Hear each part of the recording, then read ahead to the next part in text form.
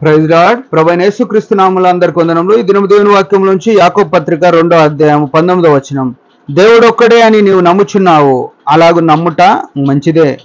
దయ్యములను నమ్మి వణుకుచున్నవి. ఎంత విచిత్రం! యాకోబు భక్తుడు రాసిన మాట చాలా విచిత్రంగా, ఎంతో పొడిచేటట్టుగా రాసిన మాట ఇది. ఏమంటే, ప్రభునందు ప్రేమైన వాళ్ళారా, యేసుక్రీస్తు ప్రభుని అంగీకరించిన మనము, ఆయన శిలువ రక్తంతో కడగబడిన మనము ఏమంటున్నాము? దేవుడు ఒక్కడే అని నమ్ముతున్నాం. చాలా మంచి పని ఇది, చాలా మంచి పని. అదే అంటున్నాడు, ఏమనంటే దేవుడు ఒక్కడే అని నువ్వు నమ్ముచున్నావు, అలాగే నమ్ముట చాలా మంచిది, గొప్ప విషయం అది, దాంట్లో తప్పేం లేదు. కానీ ఇక్కడ మరొకసారి పరిశుద్ధాత్ముడు ఏమని రాసినాడంటే దయ్యములను నమ్మి వణుకుచున్నవి. అంటే ఈ మాట ఏం చెప్తుంది?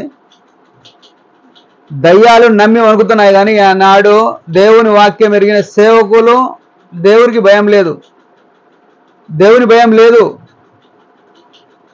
సంఘ పెద్దలకు దేవుని భయం లేదు, పరిచర్య చేసేవారికి దేవుని భయం లేదు, విశ్వాసులకు దేవుని భయం లేదు, సంఘంలో ఉన్న ప్రతి ఒక్కరికి, ఆదివారం మందిరానికి వస్తున్న ప్రతి ఒక్కరికి దేవుని భయం లేదు. అందుకే ఆ మాట దయ్యములు వణుకుచున్నవి అని రాసినాడు. అంటే బైబిల్ ఏం చెప్తుంది? కీర్తనల్లో చూస్తే ఆయన సన్నిధికి రండి, గడగడ వణుకుచూ రండి అన్నది. ఇలా ఎంత విచిత్రం కదా! మందిరం అంటే మనకు పట్టి లేదు, మందిరానికి సమయంకు వెళ్ళడానికి పట్టి లేదు, బైబిల్ చదవడం అంటే పట్టి లేదు, బైబిల్ మీద మనము ధ్యానంలో ఉండి కుటుంబంగా ప్రార్థన చేసుకోవాలి, వ్యక్తిగతంగా ప్రార్థన జీవితం ఉండాలనే దానికి మనకు పట్టింపు లేకుండా ఎట్లున్నామంటే సరంబి వేసిన గృహాల్లో అసలు మనకేం లేదులే, నెమ్మదిగా ఉన్నామని అనుకుంటున్నాం.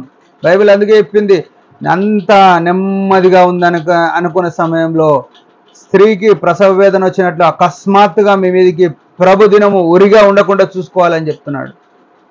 ప్రభునందు ప్రేమైన వాళ్ళారా, ఈ ఉదయకాలం దయ్యాలు యేసు ప్రభు నామం చెప్తే, యేసుక్రీస్తు రక్తం మనము పలికితే పారిపోతున్నాయి.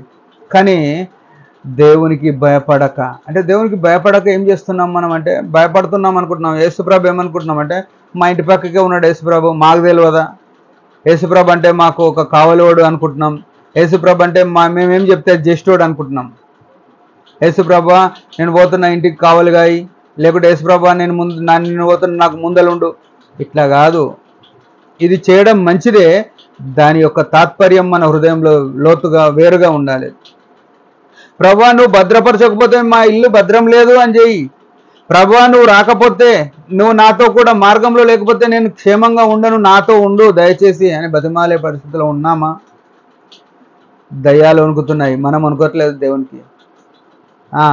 దేవుణ్ణి ఎరిగినప్పటికీ అనరాని మాటలు, దేవునికి మనము సన్నిధిలో ఉన్నప్పటికీ మన చూపుల విషయంలో, మన తలంపుల విషయంలో, మన ప్రవర్తన విషయంలో, మన యాటిట్యూడ్ బాప్తిసానికి ముందుగా ఎట్లా ఉంది, బాప్తిసాన్ని తీసుకున్నాక ఎట్లా ఉంది, యేసు ప్రభుని ఎరగక ముందు ఎట్లుంది, యేసు ప్రభుని ఎరిగిన తర్వాత ఎట్లుంది అని చూసుకుంటే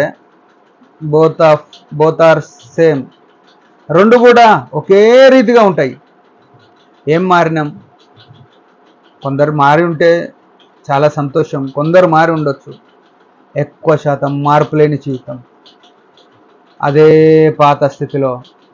అప్పుడు మందిరానికి పోము, ఇప్పుడు పోతాం, అంతే అవుతుంది. మిగతాదంతా సేమ్ మన జీవితం ఉంటే ప్రభు అంటున్నాడు దయ్యములుగా వణుకుతున్నాయి కానీ మీరు అనుకోవట్లేదు అంటున్నాడు.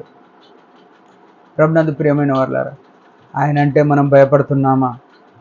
ఆయన అంటే దేవుడు నన్ను చూస్తున్నాడు, నా మాటలు వింటున్నాడు, నా హృదయ యోచన ఆయన చూస్తున్నాడు అనే ఆలోచన మనకుంటే మన ప్రవర్తన బాగుంటుంది, మన ఆలోచన విధానం బాగుంటుంది, మనం చేసే క్రియలు, మన మాటలు చాలా పవిత్రంగా ఉంటాయి. దాన్ని బట్టి ప్రభుకు మహిమ, మనకు ఆశీర్వాదం ఉంటుంది. మన జీవితాల్లో అనేక సార్లు ఓడిపోతున్నామంటే కారణం, ముఖ్యమైన కారణం ఇది కూడా.